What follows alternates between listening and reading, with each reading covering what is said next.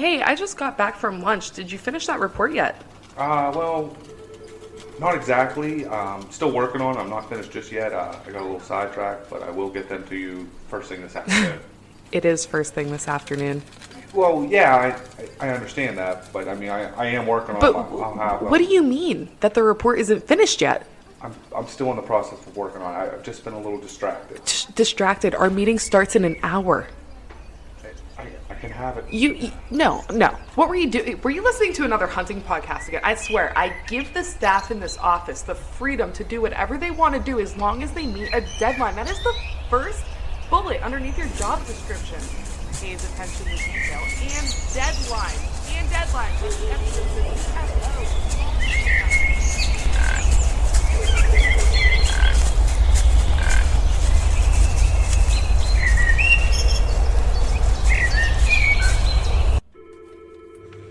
Dude, are you even listening to me right now? Welcome back, guys and gals, episode 97 of the Whitetail Distraction Podcast. I'm doing an intro once again by myself, as I only could get Austin for a half an hour for an update on his season on his lunch break since he's on afternoons this week. But I just wanted to hit the intro real quick here, touch base on our partners, and we'll jump right into our season update. We are not ending the Deer Slayer series. That will continue after this episode. We have 2 or 3 lined up next week to get out to you guys. So once we get those all recorded and edited, I hope to try to get back on a weekly basis here. But right now, just bi-weekly works better for both of us. Austin is on a swing shift, so he can only record every other week. And it's hunting season, and we're deer hunters, and we're on some really big bucks, as you will hear in a couple of minutes. So I'm hoping to get back on track with that for you guys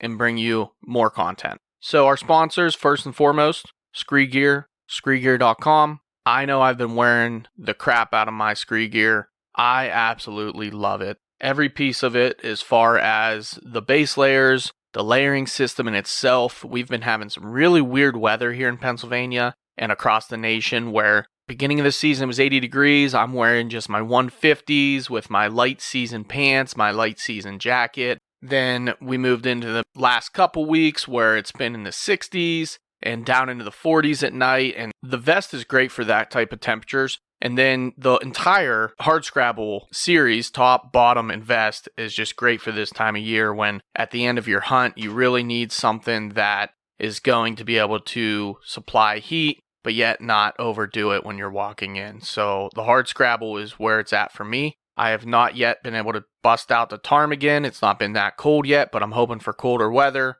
I also have worn the rain pants, the Nebo rain pants. I need to get the jacket. I'm really missing out on that right now. But guys, head over, check out everything they have. I know a lot of people are reaching out right now. It is absolute quality, 110% quality. You're going to get more bang for your buck, guaranteed. It's the way to go, in my opinion. Next, we have Veteran Innovative Products with Matt and Cindy Feuderay. Matt is currently coming out with a bunch of new stuff that should hit the market next spring, we're hoping, but really great broadheads. They've been killing like none other this year. So go check them out, veteranip.com. Go check out their website, see what they have on there. I know personally we're shooting the combat veterans. We're big fans of those. They have the 4-blade with the 2 bleeders that expand and open the 2 main blades rather than the veteran. That is also a great broadhead, but it's just a 2-blade. It's a dual-purpose broadhead that has both your fixed cut-on contact effect with an opening mechanical. Each blade is on its own independent spring system to where one can flex in and out where the other one continues to stay open and cutting. So if you come in contact with a bone, one blade may flex around the bone where the other one is still cutting through tissue, and that allows for better penetration, less deflection, and momentum continuing through the body of the animal, so you have the best possible odds of an exit, which allows you to recover more deer with that exit statistically. Next up, we have Out on a Limb Manufacturing, our buddy Matt Garris, outonalimbmfg.com. Check out his website. He has some of the best stands, platforms, climbing sticks, camera arms, just anything you can think of when you go up into a tree that you may need to get into the tree, mobile, lightweight. Let's not forget he also has ladder stands and different hang-on stands that can basically hang anywhere. The guy is very innovative. He has some of the most amazing products out there and is genuinely one of the better people that I know. Last but not least, New Canoe, newcanoe.com. I finally received my new canoe, as you guys heard about previous episode. It's incredible. Can't say enough about it. Can't wait to get it on the water and actually put it to the test, for the reason I bought it. But I'm looking forward to that very much. I think I'm going to buy the attachment bench seat for the front because it is such a large kayak that I think we could easily put 2 people on there. And for those trips where we just need to cross the creek or across a river to get to an undisclosed area that many people won't access because they don't have the same equipment as New Canoe offers, I can separate myself from other people. And I think that's a tactic I'll use with confidence in the late season when the water temperatures are cold. It's a little more dangerous. I wasn't confident in my previous equipment to do so. So that's it. Quick, down and dirty. Let's get on to the episode and get the season updates with Austin, Russ, and Jessica. So what's new, man? What's been going on with your season? Well, I have you for your limited time here on your lunch break at work. You got me for half an hour. Are you going to be able to eat anything while you podcast? Can I ask that? No, I'm not going to eat anything. I'm going to drink a Diet Coke. Well, that's my bad. I apologize. I'm sorry, buddy. So what's new, man? My break. Yeah. So we're good. Well, season's kicked off. It's extremely scary that we are weeks into the season. It's the 25th of October, dude. And I know, man. It's like it flew past, did it not? I went out first day, and it's been a blur ever since. And, I went out again Saturday. I was, halfway through the freaking season. It was the second time I got out. I was like, what is happening? Jeez. Now, we had that really hot spell for the first 2 weeks of the season. And that was enough that I had enough work that I had to do on the side with the business that I was like, I'm not even mad I'm not hunting. But it was 2 weeks of an archery season in which we only get 7 weeks. In all reality, that's it. And we're done. We have to wait another year. Uh-huh. That's a huge bummer, man. But let's just kick it off. I mean, we're doing an update of the season. I want to get your update. Like I said, we got in half an hour. I want you to kick it off with, from the beginning and then your very interesting encounter this past weekend. Yeah, really interesting, man. Okay, so new baby, wasn't sure if I was going to be able to get out much at all, which just kind of seemed like that so far, which I don't have any complaints about that. It's been great. But, first day, wanted to get out just to get out. I could only do a morning sit, so I went to a local spot. Man, it was excellent to be in a tree again. I had a perfect first climb for not really practicing going up the season. I flew up the tree, everything set up great. It was perfect. I had a great spot. Man, that was about it. That was the best part of my morning because I didn't see anything. So that was the first hunt of the year for me. And pretty much after that, man, I was busy, or it was crazy freaking hot, or, we'd have the weekend come and it would be a great time for me to go out. And it was just absolutely monsooning. Yeah. And it wasn't worth it for me to go out in that. So this past weekend, it worked out. Weekend warrior, Saturday morning came in. I was like, I'm freaking going out. And me and you, we kind of spitballed Friday night about what we were going to do. And, I was pretty limited on time getting in the tree and stuff like that. So I went to a spot that I scouted in February, piece of public. It's kind of another one of those spots that we've talked about where it's a piece of public that most people kind of overlook for deer hunting. It's more of a waterfowl spot, but it has timber around it, which holds deer. And there's some swamp and, on the very far outskirts of it, there's ag, but it's a lot of swampy wetlands, ponds and stuff, and waterfowl guys just freaking hammer it. So deer hunters overlook it. Well, it was mist and raining, and I got to the spot, no one at the parking lot. I figured there wouldn't be. I was there pretty early. I go walking in, it's misting, I got my headlamp on. Wouldn't you know it, they must have stalked pheasants because this rooster went up and scared the living shit out of me. As they usually do. As they usually do. Man, I almost stepped right on it, dude. It flushed right at my feet. Wasn't expecting it at all. I calmed down a little bit. I got my wits about me again. I go probably another 20 yards and another one flushes. Literally same exact situation. And that time I was just oh my God, I'm going to die if it happens again. So I'm trying to go off of like half-assed pins that I made back in February, trying to like work my way to this area that I was calling Scrape City because, dude, in February, giant community scrape open, getting slammed, and there were like 5 or 6 other scrapes within like 30 yards that were just getting slammed back in February. It was crazy. So I was like, all right, well, it's kind of spitting rain. It's going to stop at some point. Hopefully something comes to freshen it up, and that'll be great. That was my whole plan for that. But I got up the tree, really nice tree actually.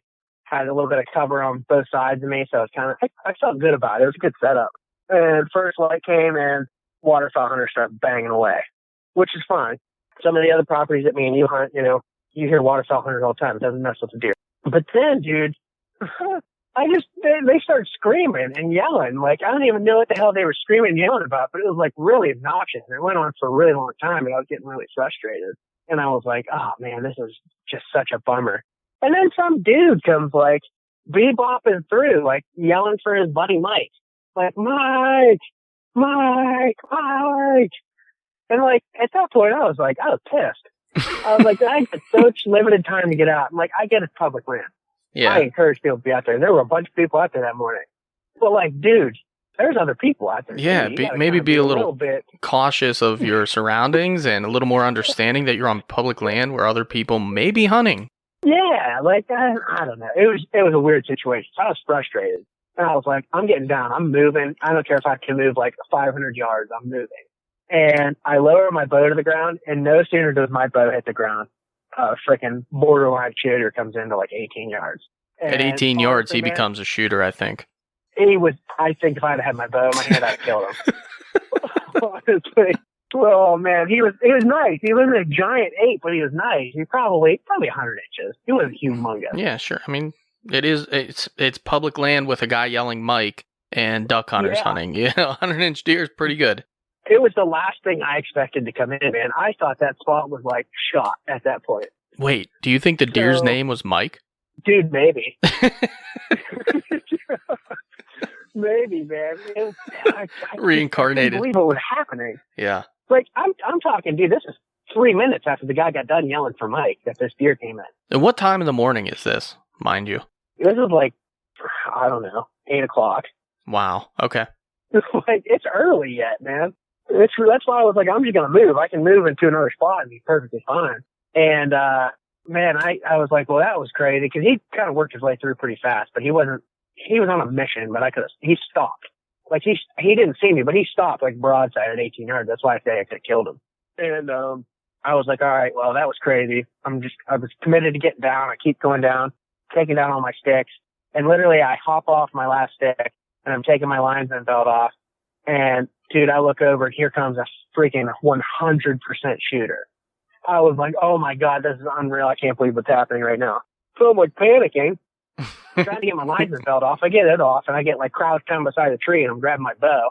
So I get my bow and I get an arrow nock and I get like my release on almost. And I creep around the tree and he's standing there looking at me. And I got a good look at him. He was super tall, super white antlers. And I was like, oh my gosh, this is a shooter all day. I don't know what he was. He was 1,000% legal. He was at least an 8. I don't know what he was, but dude, he freaking, as soon as I peeked around and got a look at him, he boated so hard. I was like, oh no, if I would have just stayed in the tree.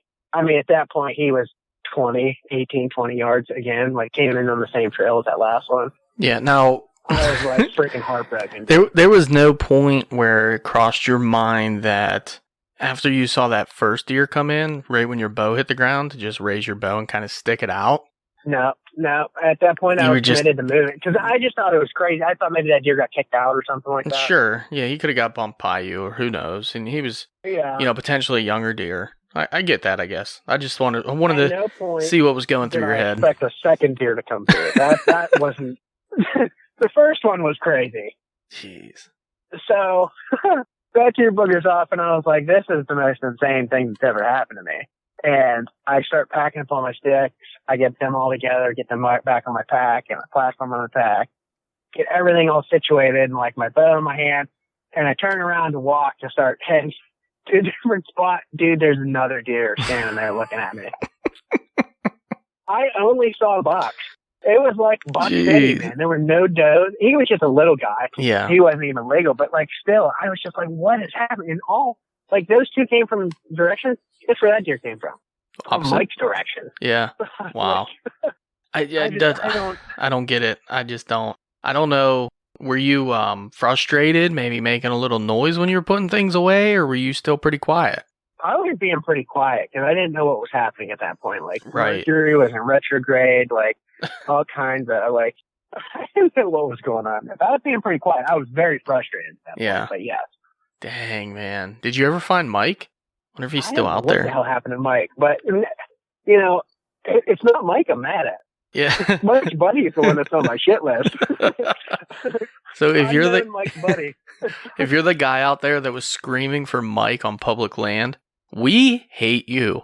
We hate you. Okay? Plain and simple. That better have been like life or death situation, or else there is no reason to be doing something that ignorant. Like, geez, man, it's just, I don't know, common courtesy, common sense, call it what you will, but that's wild. You know, that's just, that's them dang waterfowl hunters for you. No, I'm kidding. We have a lot of good buddies that waterfowl hunt. Actually, our good buddy Ryan Tanner was out this morning. I don't know if he was with Lane or not, but he sent me a couple pictures of some geese on the ground. I saw that too. How about that? Huh? Lane was out on Saturday waterfowl hunting too. I know it wasn't Lane. Yeah. He might have been hunting with a mic. I don't know. I'll have to text him and see. I'm gonna have to find out. Yeah, we're gonna have to figure this thing out through the grapevines. Oh man. Well, that's a shame, But man. I heard you had a pretty interesting weekend, Dude. buddy. I've had a really interesting season, to be honest, and I haven't been out a whole lot. It's probably the least I've ever been out at this point in the season. Started off first, well, I don't even know if we ever touched on it, but early season in September, I was going down to 2B, and I went out and hunted from the ground and saw, 24 deer, 24 doe. Yeah, something like that, which is an insane sit, man. Dude, 24 doe from the ground, and I had probably 6 of them within 10 yards, if not more. At one point in the late night, it was real dark. I didn't have a doe tag. I could have jumped out and grabbed this little fawn. She was literally within arm's reach.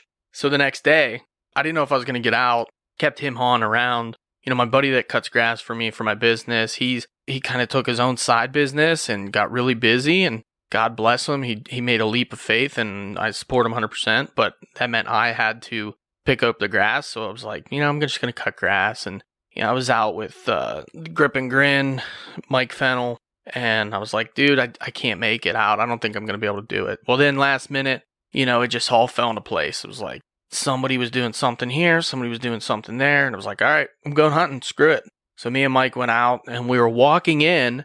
And as we were walking in to the spot, I was standing in the wide open, showing them I was sitting right here beside this giant tree last night. There were deer coming from over here, deer coming this way. I'm doing hand motions like I'm about to land a plane. And I look over to my left, and there's a deer walking. She followed us in from the same direction we just came from. She's walking and paralleling us up on the hill. So we both freeze. I was like, dude, there's deer right there. Just out of total misbelief. And I'm like, well... And I said these exact words I just remember saying, because I was trying to figure out, I had a GoPro in my one hand. I was trying to get it turned on and see what I could do with it. I was going to clip it to my bow or something. I was like, screw it. I was like, well, I guess it's time to fill a tag. And I pulled an arrow off my quiver, put it on, put the GoPro between my legs. The deer walks 20 yards, hits this big tree. I draw back. She turns, comes at us broadside, turns and kind of quarters at me. I guessed her for 20. I held on her, shot. Blew her up in the heart, perfect shot. She ran down over the hill, watched her tip over. Before we even got in a tree, there was a deer down. And then we ended up seeing like 8-10 more deer that night. Mike dropped his release out of the tree. It was his first hunt of the year. I gave him my release. I left my bow and everything on the ground, not even thinking I still had a buck tag. But I left everything on the ground. And I was like, it's your hunt now, dude. I'll just film. And we had some really good footage. Hopefully something comes of it on his YouTube channel. But he drew back on a deer at one point forever and ever, and she just would not give him this good shot. So outside of that, you know, opening day was a little bit of a bust. I was about, I'd say, 2.5 to maybe 5 minutes from potentially a big deer. And I don't know what it was because I forgot my binoculars back at the camp. But he came out of an area where I was expecting a really big buck to be bedded. and it was one solo deer, really big, walked down in the dark timber beside me, cruised by at like 25 yards. So I was just out of range on that one. So then it got really hot, and I didn't hunt at all. I don't think I went out that first weekend because I believe that was Ryan's wedding. Yeah, right. So I didn't get out at all for the first 2 weeks, and this will all play into effect later in the chaos that I've ensued in the last 36 hours of my life. But I have these Spy Point cell cams, and they give you 100 free pictures, and I'm cheap. That's what I do. My one camera, actually two of my cameras, they ran out about 26th, 27th of September. The free pictures were done. I had like 9 days to wait. I was like, no big deal. I got to cut gas anyways. It's going to be 80 degrees every day. I'm not renewing this subscription. I'm just not going to do it. I'm not paying the $5 for an extra 250 pictures. I don't care what's in there. I'm going to be up the camp anyways. I'm not even going to be out hunting there for at least 2 to 3 weeks till it gets good. And I air quote good. So the other day, it was last Friday, I went out and I said, well, first off, I renewed on the 7th of October. It was like 2 days left. I couldn't take it anymore. So if maybe there's something good on there and I'll be able to get out before Ryan's wedding, whatever. I renewed it, and sure enough, batteries die. It's been up since January. So 10 months of a lot of pictures, thousands and thousands of pictures, because a limb grew in front of it for 2 months and I never went out and cut it. Yeah, that's on me. Oh my God. So I get my card, replace the batteries, I go up and hunt. As I get to my tree, up on this ridge, I look to my left and something just felt weird. Like I could hear something, the birds were kind of going nuts. I was like, I had a feeling, look up. I look over and there's a nice little buck coming in. He's nothing special, maybe 12 inches wide, but he had like 7-inch G2s, man, on both sides. He was pretty solid little 8-point. One of them deer that rifle season, he's a goner. He don't stand a chance.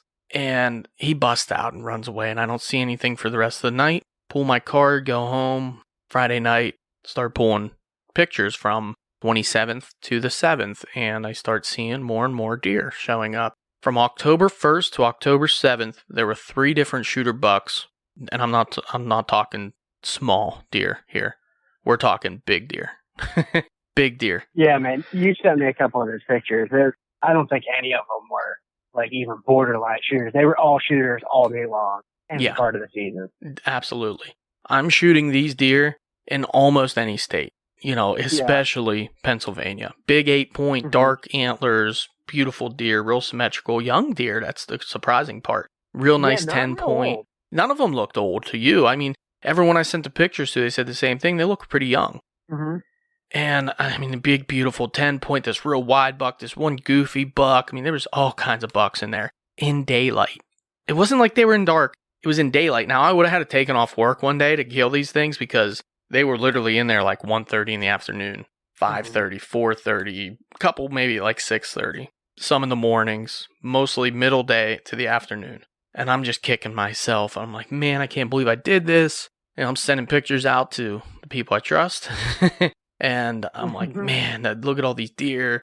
I can't believe I did this. They're goners. Like, I don't know what happened from the 7th to the 22nd. It's all blacked out. The camera was dead. I have no intel. So I decide, I'm going to go to a different property. Had some good deer on there. They were showing up like the 10th, 11th. I think another one showed up around the 15th. I said, I'm going to go out there. I haven't been out there yet. See what we see. And actually, we had been out there. I apologize. I went out there. Me and Joe went out there one night and we hunted. And unfortunately, I hit a doe and we had to back out. And it was the weekend where we got the hellacious thunderstorms and I don't even know, probably 1.5 inches of rain. Yeah. Went back in the next day, man. We looked for this deer for 8 hours in some nasty, you know how nasty that is. You've been there. Horrible, man. Yeah. If you don't stumble and trip over the thing, it gets really hard. And that really beat me up. I made what I thought was a really good shot. It came in running at 5 o'clock in the afternoon on an 80 degree day and gave me a shot and I hit it. And I thought I hit it good. Watched the arrow zip through her. Saw the hole in her chest.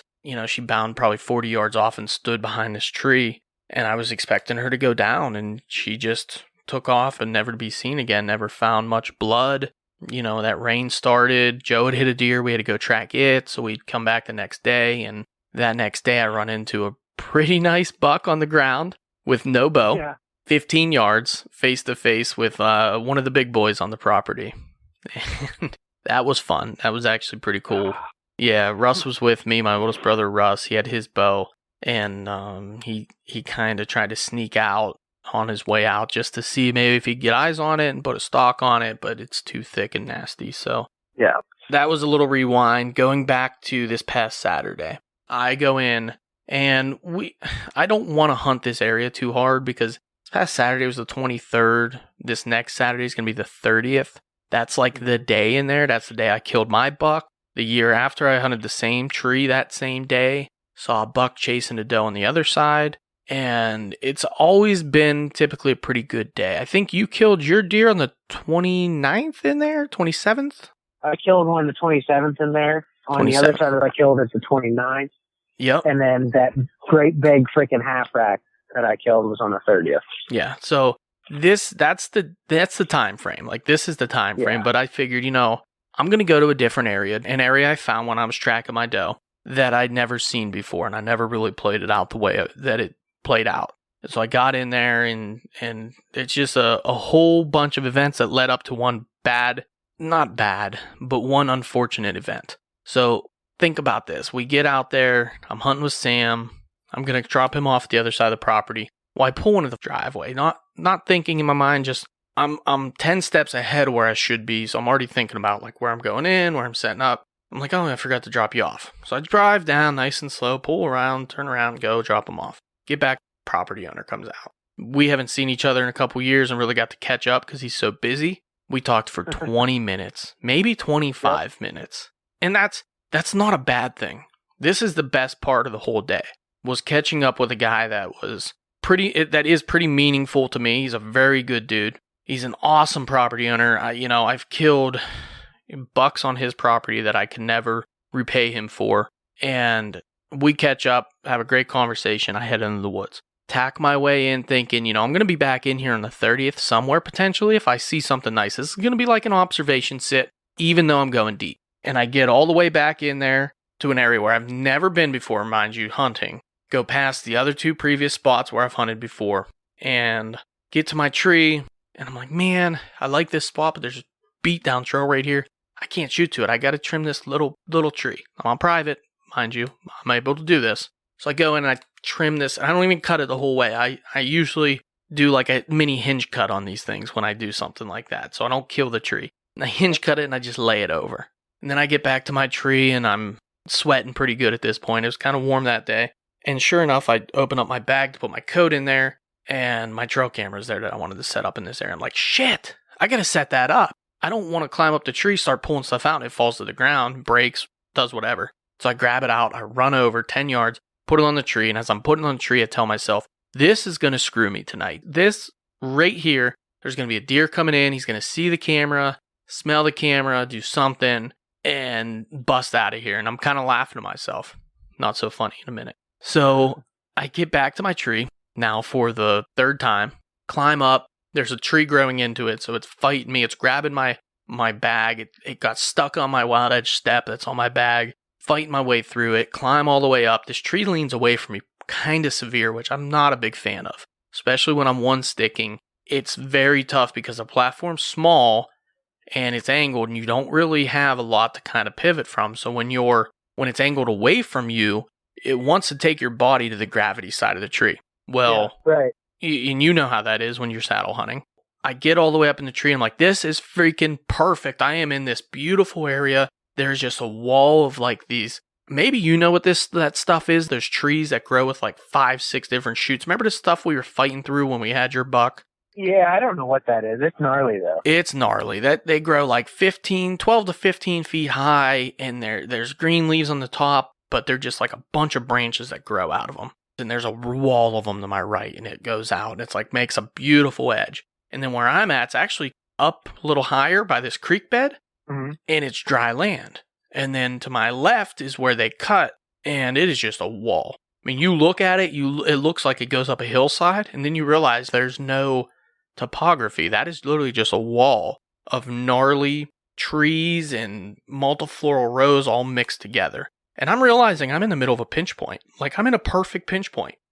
So I'm kind of admiring the area as I'm working, screwing my bow holder in, screwing my little screw in for my backpack, put my backpack on, and I thought to myself, I should probably pull up my bow here, but I really need to get this wild edge step on, or else I'm not going to be able to move around this tree and shoot anything. I'm going to swing around and not fall, but I'm going to swing around the tree and not be able to shoot anywhere. Right. So I grab my wild edge step, I put it on my back, and I loosen my string down, my rope down, and I was going to rappel down just like a foot to put the wild edge step on as my step to the left of my platform, my one stick. As I loosen it down, I look to my left and I see a giant deer running at me. And I mean booking it at me. At first, all I see is body. I'm like, man, that's a big deer. And I'm in this like half crouched sitting position and I'm looking at it and I realize what's on its head. And I just see frame. Yeah. So I'm like, shit, panic mode, stand up, pull my rope tight, reach down, grab my bow rope, and I start to put pressure on it, and I pull my bow to basically where it's standing upright. And I look back, the buck is now standing at 20 yards. I think I ranged that spot 22 yards, looking in my direction, and I freeze. I froze. Oh, man.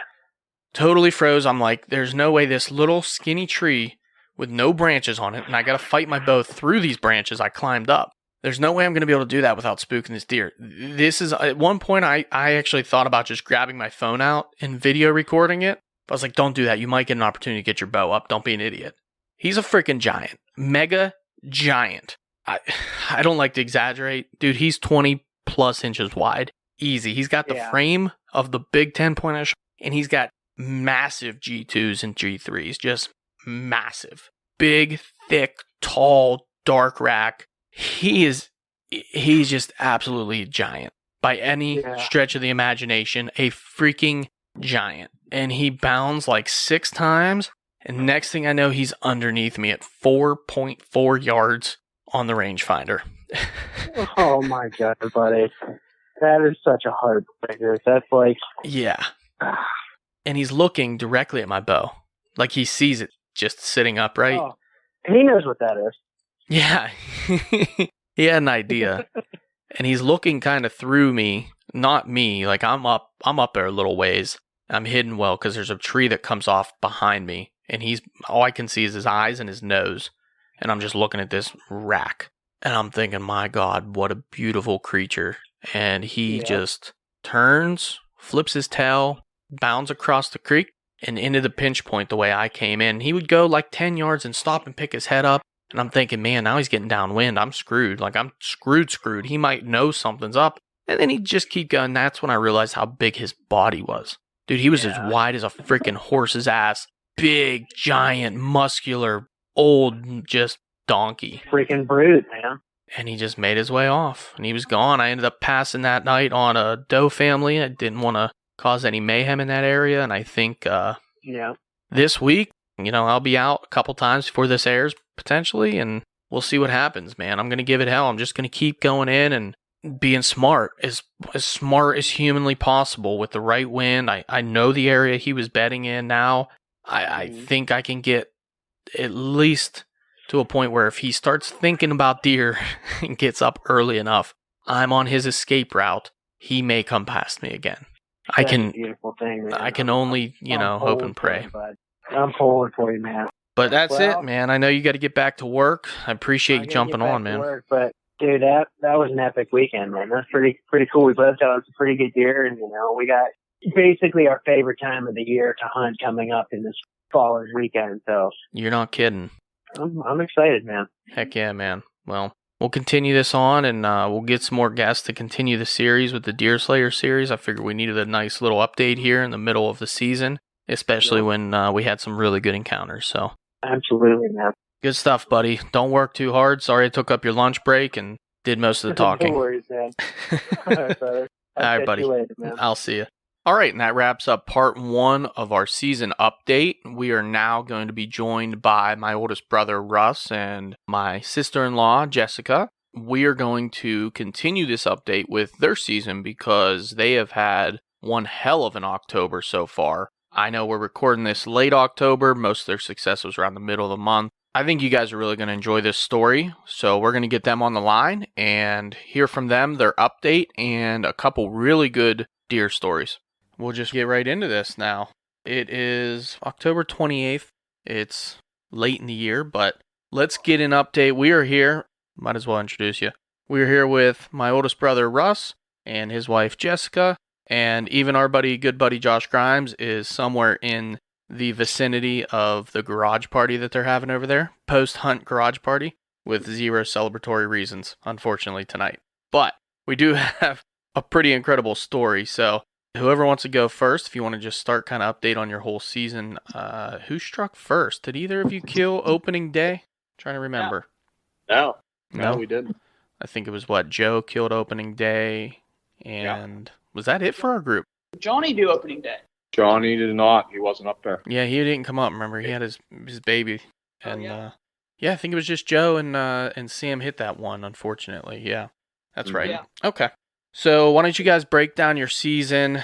Start wherever you'd like, and just kind of give an update of what you've been seeing out there.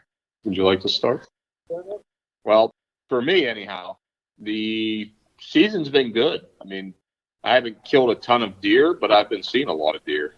Tonight marks the second night all season so far. I have quite a few sits that I didn't see a deer. The deer we killed, that was a pretty crazy night. To say the least. Yeah, I mean, it's nothing I've ever experienced for sure.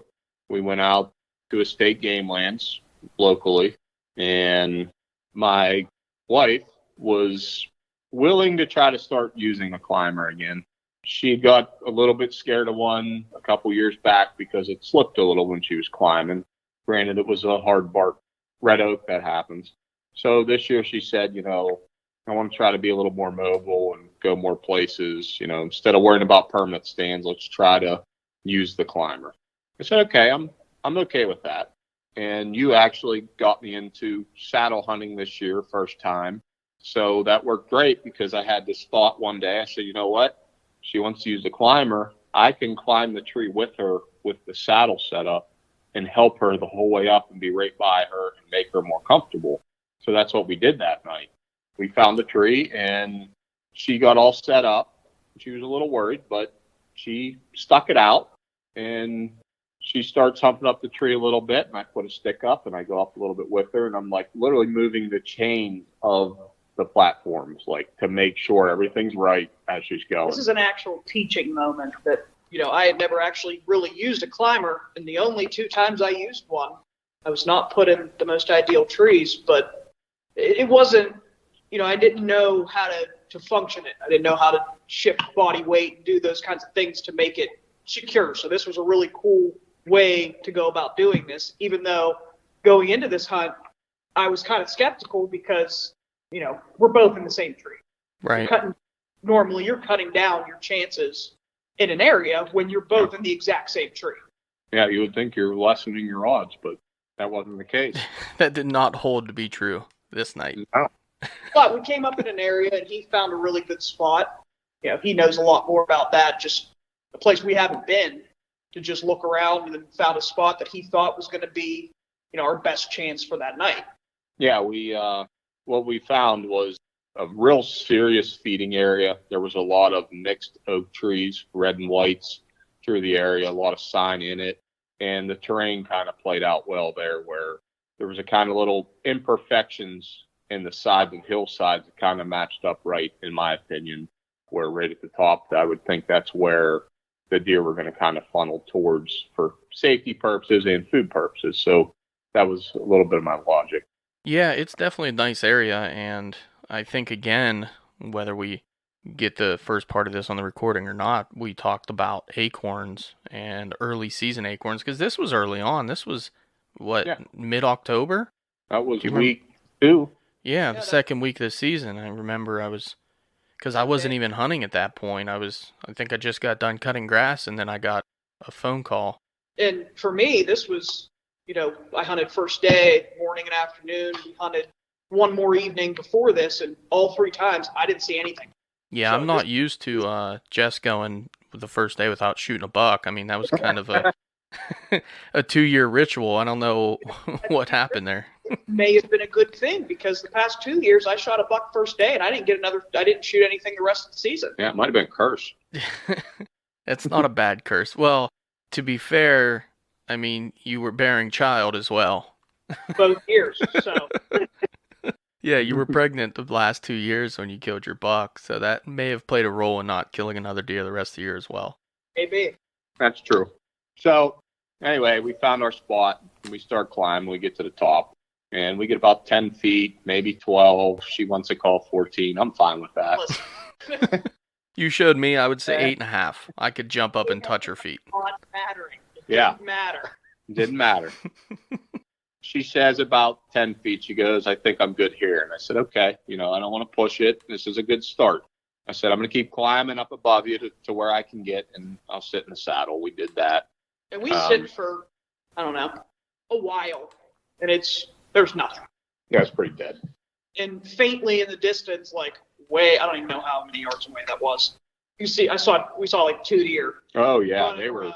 I don't know, they had to be dang near 300 yards away.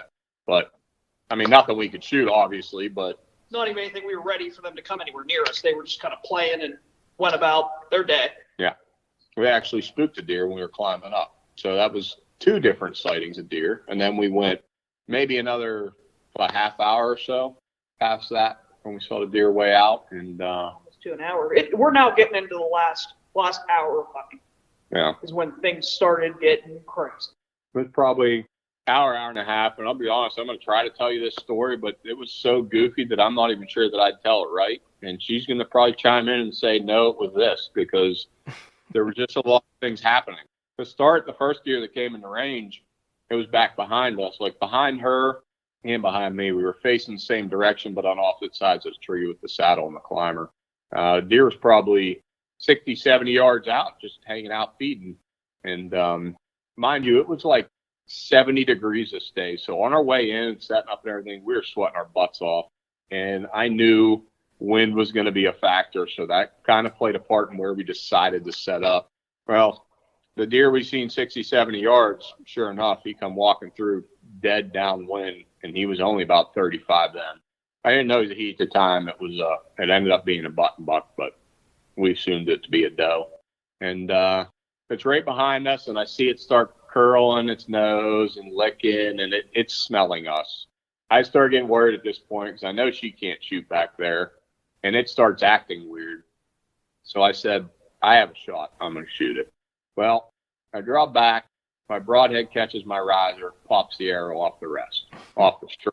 Still on the rest. It was contained in the rest and held it on there, but it popped it off the string. So I'm thinking, man, now what? Because the deer heard this. I was already kind of on alert. It bounds a couple times, hangs out for a second. I get my arrow back on the string, draw back again. At this point, it's walking away from us. It's getting further, and it's like speeding up.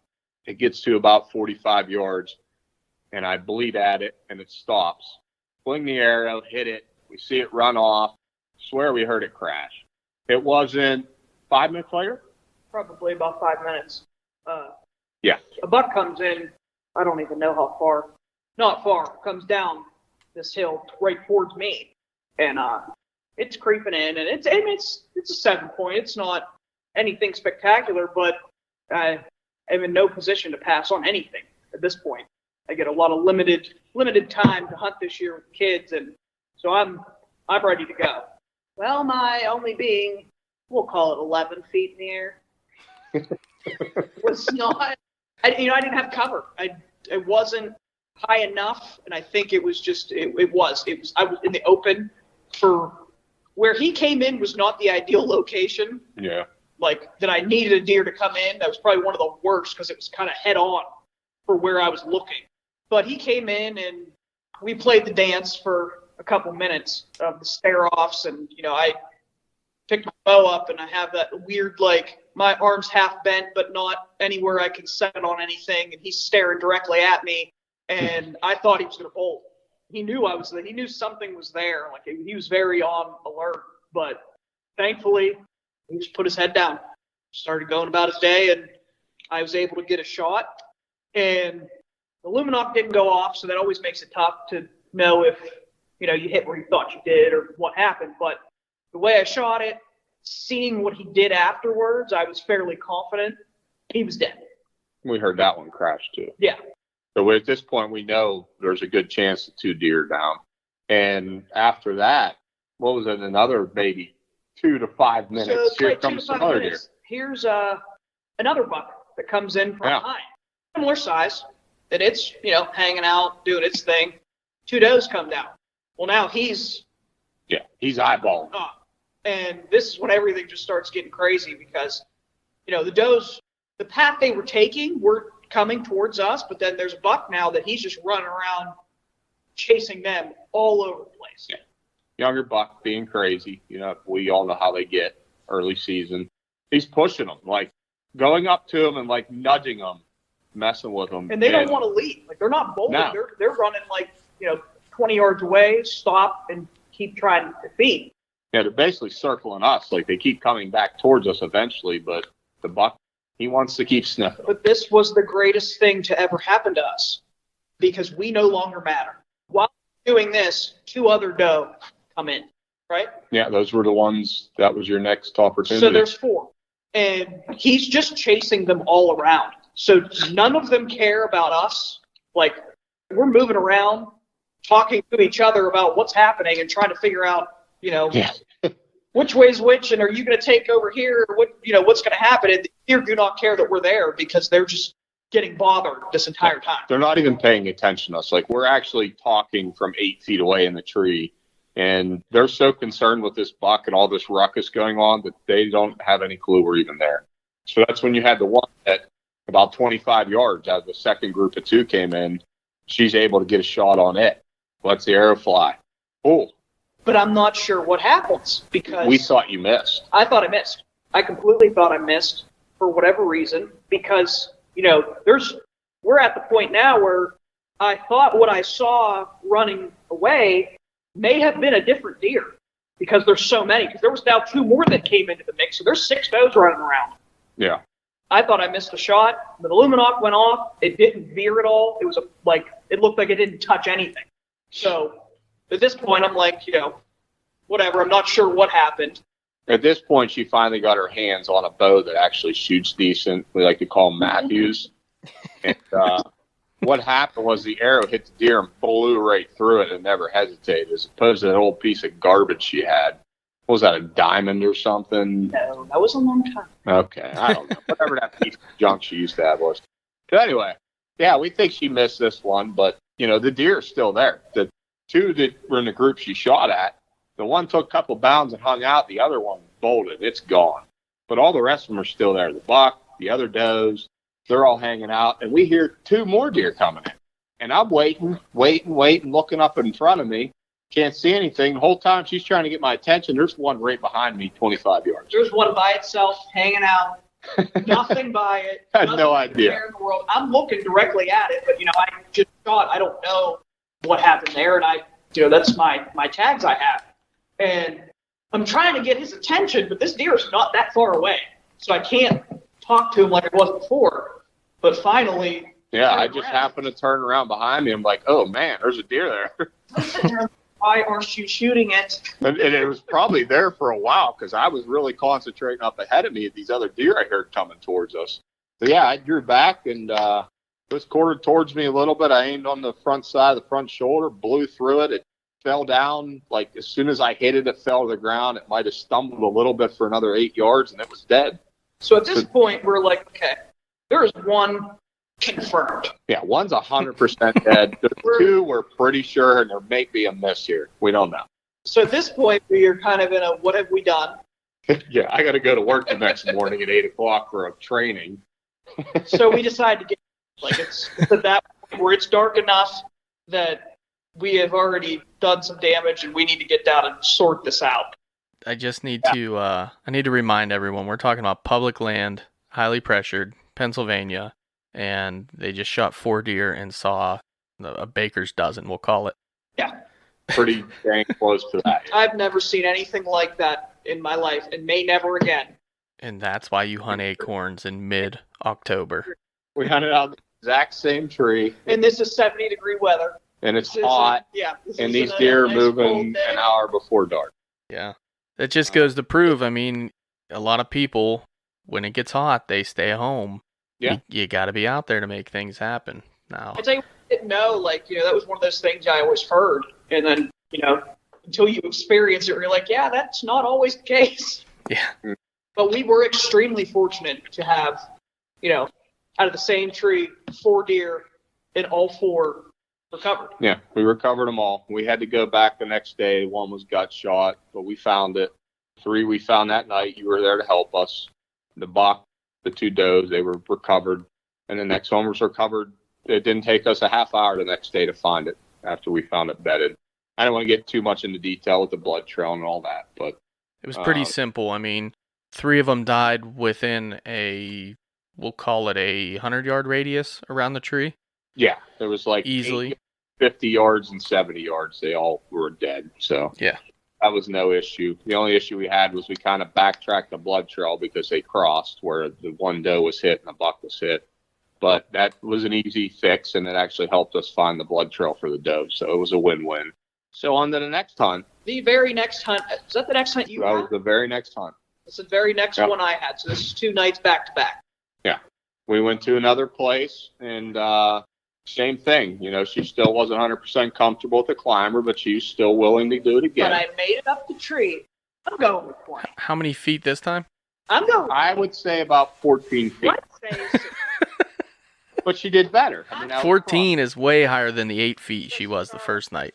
I Right. was in this tree this time, and I felt better. I'm getting more comfortable with it, but I significantly, like the last one, I was sitting in that tree after the fact looking down, and I'm like, I should definitely be a little higher than this. This time, I feel like I was every bit as high as my. I'm sure a lot of people can relate to, like, when you're younger and you put the 10-foot hoop down the set, you dunk on it. That's kind of the difference between night 1 and night 2. That's It was fair. a little bit higher. So we're on again. Yeah, we're on the same tree. That Public land? was, this is actually private land, but it's not posted. There are people from the public that hunt it. We're not the only ones there. And we're going in again blind. It's the first time we're there. Then he actually played the game of my least favorite game ever is I forgot on the that. way to hunting gives me 5 different options of where we're going to hunt and made me choose. I was making her decide her fate. So I there's said, a here's lot of 5 factors. places. Yeah. Obviously, where's your best chance you think we have of seeing deer? But also, what's the easiest walk? So we end up in this spot, and he decided we had hunted this spot previously, and I was familiar with the area, which was nice, and we decided on a spot, tried to find a tree quickly because we're running on some little bit of time. And it's also the spot she shot her first ever archery deer. It was 10 feet away from the tree I was in the last time I was there. Nice. So kind of had a little bit of background there. But so we get up in that tree, and that was another really cool night. We saw a lot of deer. We weren't even set up yet, and she saw a deer and was telling me to be quiet. I'm like, but I'm not done yet. So we get set up. I never seen that one. It wasn't shortly after, 20, 30 minutes later, another deer off in the distance goes running through. I'm like, cool, there's deer moving. That's good. It's early. Because even if you don't get anything, if you're stuck, it makes the night enjoyable. Right. I agree. And that's our goal every night is to see something, learn something, potentially get lucky and shoot something. So, I don't know, maybe about an hour goes by where we didn't see anything. There was like a little wall. And I told her afterwards, and she probably thinks I'm full of crap, but it's so weird because I felt like I smelled a deer 5 minutes before we saw the next group of deer, and the wind was coming from that direction. Now, I don't know if people out there think I'm nuts or if other people have experienced this, but there's that scent that a deer has, especially a buck, and it ended up being a buck pushing a doe through the area. Which that's what I saw early on was a buck, running down the hill. Yeah. And that's what, the body type, the movement, the way it moves, I assumed, I didn't see the head on it, but you can assume it was a buck Right. running stuff around.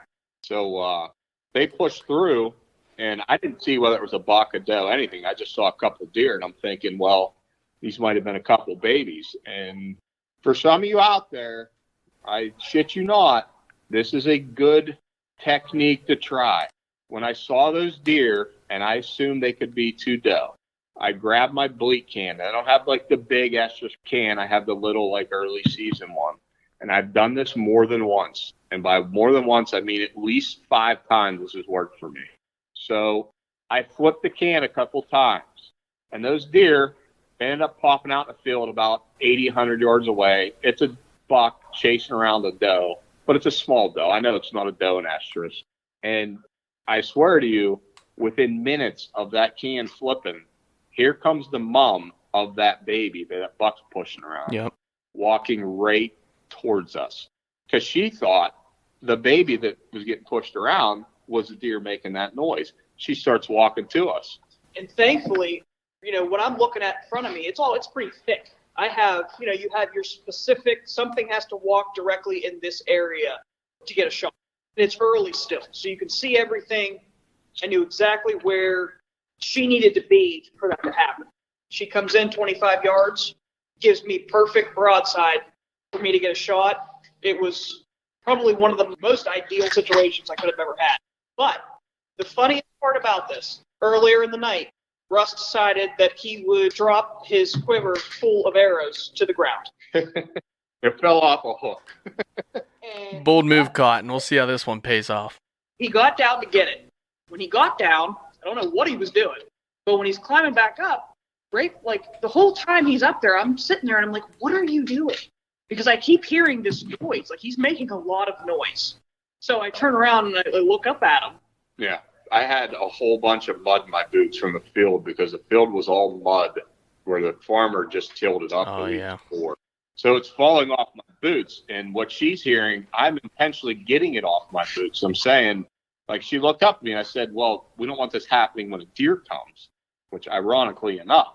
So this goes, and I went into like the panic of like, I have my shot good, but to stop the deer, like my brain's just not processing that to like make a noise and make it stop because it just keeps walking. At that exact moment, dirt fell off his boot to the ground and she stopped. Perfect broadside. Yep. And I got my shot. And it couldn't have it was crazy that, he was doing that intentionally so deer wouldn't hear it, and that ended up being why I got that shot. Yeah. I was actually going to make a noise to the deer, but I don't have the same vantage point as her, so I wasn't sure if she was cleared for me to do that. Right. And once that was one, my Luminoc went off. The shot felt good. I felt good about it. I saw it. The deer took off, but it was just, I haven't been doing this that long that I constantly am like, was it a good shot? He saw it. We both thought it was good, but the arrow didn't move even slightly. It looked like it hit nothing. Yeah. So I'm, questioning it as to whether or not I actually hit this deer. Yep. I thought it went dead nuts right behind the shoulder, like a very good shot. So we're cool with that. We're happy. And for shits and giggles, I said, I'm going to hit this bleat can a few more times because I know there's babies around too. Now the mother's gone. So Yearlings? Yeah. There's yearlings, yes. They're not babies anymore. They're beyond that. They're able to survive. Fending for themselves, for all the people out there. We don't age discriminate on this podcast. There's no discrimination. And we got doe tags, and they're called doe. So yeah. That we shoot. So I hit the bleat can like 4 or 5 times right in a row. Just just kept doing it, and I stopped. So one's coming in, and it responds. It does. Never heard that. It responded to me. And it comes right to where she just shot the other doe. And it's sniffing around in that area. I'm like, cool, she's going to get another shot. Because earlier tonight I told her, you have 2 tags. And she said, I'm glad you said that because I thought I only had one. I said, don't be afraid to fling an arrow. So where this deer comes in, this is now, I don't see that great. I don't do like last light. That's when it's starting to get dark. I have like a strict perimeter that within 20 yards, that's where I'm good with, because especially where I was hunting at, it was, there's thick spots, and when it's perfectly daylight, you have your shooting lanes. But when it starts to get into that, you can see the big stuff, but you might not see the little stuff. Yeah. Yeah, I always try to remember, as it's getting like darker to that point, I try to remember these are my wide open lanes for sure, and then these ones are questionable. So this one's coming in. It ended up being a button buck, but looked like a doe. Essentially it is. It is a the doe. tag. Antlerless deer. Yep. It comes in and it doesn't. It's hanging around that same spot, and I'm sure he's like, "Why aren't you shooting it?" Well, for me, that wasn't a good spot anymore because it was 25, 30 yards through some thicker stuff. I just, that wasn't a good shot. Waiting for it to move around. I'm trying to binoc it to see, like, where she hits because it's getting darker. It's going to be harder to see the silhouette, and I want, like, a real good idea where it hit. And it's moving around so much that it goes through, like, a little bit thicker shit from my vantage point. It was open enough for her to shoot. And she shoots. I never seen it. And the deer goes down. And this was one of those shots that pulled my bow back and I hit the tree. You couldn't get your bow drawn back. Yeah. I had my bow drawn back, but I had to tuck my arm. Yeah, your right shoulder hit the tree or your right tricep. Yeah, that's the worst. It's set. And unfortunately, what I was looking at looked like it was great. Shot, and the second I did it, I binoc'd where I shot, and there was some of those little wispies that are in there. And now I have a different broadhead this time, and that affects it. The muzzies I was using before wouldn't have been a problem, but now I'm using the Spitfires. Yeah, she was using a Cabela's brand Spitfire, basically exact same thing Cabela's made a couple years back that worked great. So, if it hits something, it's going to move, and that's what happened. So she ended up spining the deer, and we finished it off as quickly as possible. One deer down. We get down. At that point, I said, "Are you ready to get down?" Because we got 2 deer already hit. I'm like, let's get down and start doing some tracking. Our brother just showed up, Johnny. He's in the mix now. So we got 1 deer recovered. We're good. We learned our lesson from the last one, the last hunt we had. There was a little bit of gut. Yeah. Which both of us are very confused by. It made no sense because we both thought the arrow went right behind the shoulder. So we get down and we start tracking, and I'm tracking like gut as much as I'm tracking blood, and we only went about 30 yards. And I looked at her and I said, "Listen, let's get out of here. We know this is a gut shot this time. It's 100%. I don't know how. It doesn't make sense, but let's leave it be. We're going to leave it be. We'll come back tomorrow. We'll get this one cut up tonight, and we'll find it. We have nothing going on the next day." That deer went 380 yards ballpark. The next morning we tracked all blood and gut mixed. And I'm telling you right now, if I showed anybody a picture of where this deer was hit, they would bet their life savings that there would not be gut on this arrow. It was right behind the shoulder, and it came out an inch further back from right behind the shoulder. I've killed a lot of deer. I've shot a lot of deer. It didn't make any sense. I'm beating myself up a little bit because I felt like I made a good shot. I practice. I have a good shot, and it felt good. It looked good, and I'm just really confused why there's gut on this. And then, he's thinking, okay, if there's gut, she's going to go bed down. She never bedded down, and that's why. Because, there was a little bit, but I still hit the vitals that needed to be. Yeah. But, she just kept going and led us to water. She ended up dying. Correct, yeah. We, I'm telling you, if you had a deer target with a 10 ring on it, that 10 ring's further back than where she hit, and it made no sense why there was gut involved. She hit the backside of the lungs, grazed the liver, and sliced open the diaphragm, and the deer went almost 400 yards because of that. Did she ever bed down or anything, or she just went straight to her death? Yeah. She never bed down. She just kept going, and we went through a nice track. Thankfully there was good blood the whole time.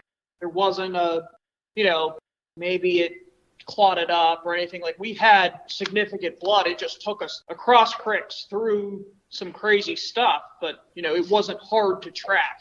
It just took a little bit of getting through some of the stuff she went through. But I was happy with the end result that the shot I made was good, and that's just one of those crazy things. I don't know if she could have moved in that period of time that caused that. How they shift or whatever, that I still, for the life of me, doing the autopsy on the deer can't understand how that happened. But, I wasn't disappointed with my shot. It was a good shot. It was exactly where I was aiming for. But that just goes to show that it's crazy, the factors that come in. Yeah. And the thing is, you had an entrance and an exit that were both within the ribs and somehow had gut on the arrow. We were doing it. You could see, it was a slice. He didn't see it, but when we were gutting the deer on one of the, intestines. Okay. It had there was an inch, like a graze, but that's where it was coming out of. And when he moved it, I tore out of there. And it went through the diaphragm, but it kind of hit all the things, a little bit of everything. But just barely hit him. It wasn't enough for a serious trauma quick, a quick Right, kill. right. Huh. Yeah. Pretty wild. So that was deer number 6 in a matter of less than a week of stand sits. And for me, that was huge. With the kid, I can't go out as much. And, there was the whole thing of, it was hard because, can we get a babysitter for us both to go out? But then if we can't and Russ just goes, and then I'm mad. But me tagging out at home right now was the best thing that could have ever happened. Yeah. Yeah, you can't complain about that. That's for dang sure. And I don't know in the rest of my life I'll ever have hunts quite like that. 2 people in a tree and still seeing that many deer and that 6 deer shot and 6 deer recovered. Being that successful was pretty cool. It was definitely the coolest year to date I've had. All I needed to do is put my camera in the tree with you guys, and it would have been pretty freaking awesome. Yeah, stuff like that makes you want to videotape. And I did videotape her buck, the standoff, but when she shot it, you couldn't see the deer because it was behind stuff for me. Yeah. But still cool. Pretty cool. It's been a great year. And that goes to show you exactly, which is really funny about this. I was complaining, the limited amount of time I get to hunt. The first 4 hunts I had, I didn't see a deer at all. And that can get discouraging.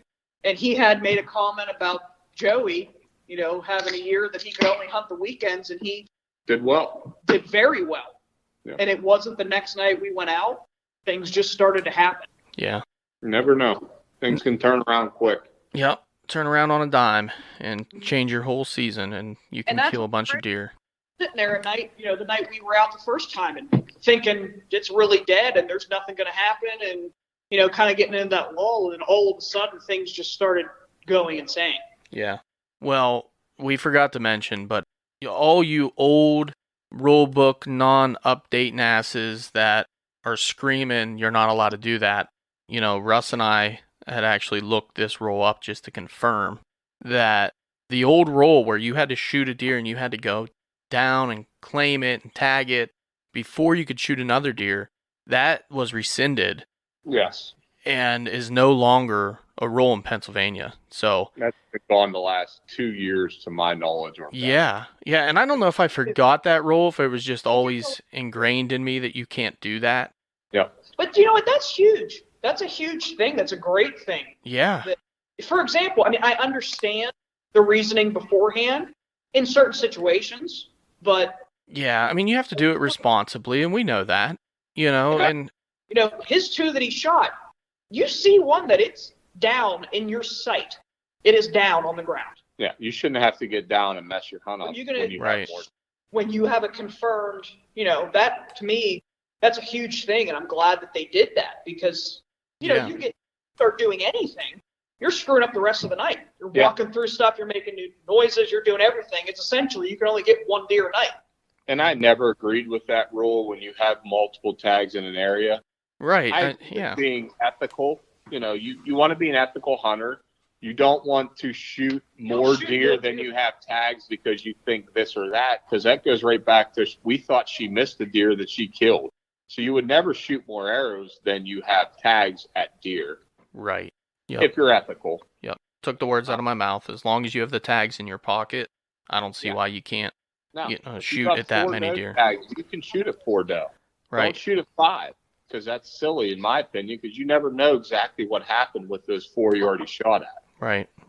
Well, congratulations to both of you. The season is still young. Like I said, it's late October. The best is yet to come, and pretty freaking good update and a pretty good story. I don't know if I I don't know if there's many other people out there that can say they killed 4 deer from the same tree in the same night, all within about an hour's time. Yeah, that's crazy. That's going to be tough to top. I know I can't say I've ever experienced anything even close to that. I don't know that we ever will again. Yeah, that's true. We used to Once get in a while. excited over, just doubles where each person shot 1 deer Right. from 2 different areas. It wasn't like mom, baby, bang, bang. They were Yeah. all 5 minutes apart. Yeah, they were all Yeah. different time frames. Different sets of deer. It's called mom and younger deer. Yearling. What are we called? No. We actually label those veal. We label those veal on the packages. Veal, yeah.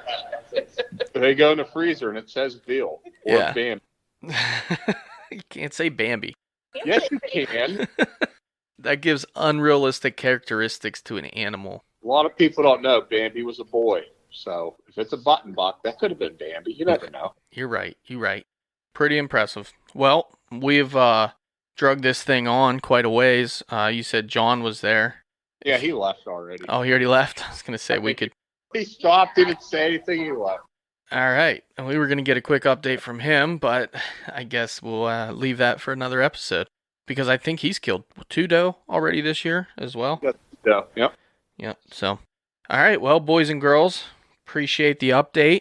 Thanks for having us, Charles. Absolutely. Great start to the season. There's more to come. And Russ, you still have a buck tag. Josh, you got to get on the board, buddy, which I'm sure he will soon. And yeah, we got a ton more deer to be had. I mean, a ton more. Yeah, it keeps going. It's the best is yet to come. Next couple weeks are going to be pretty fiery, so I'm looking forward to it. All right. Thank you both. Thank you, Josh, for participating. Appreciate you, putting all your words of wisdom out there for us. All right, guys. Well, have a good night. Thanks again. Dude, All right. thanks, Charles.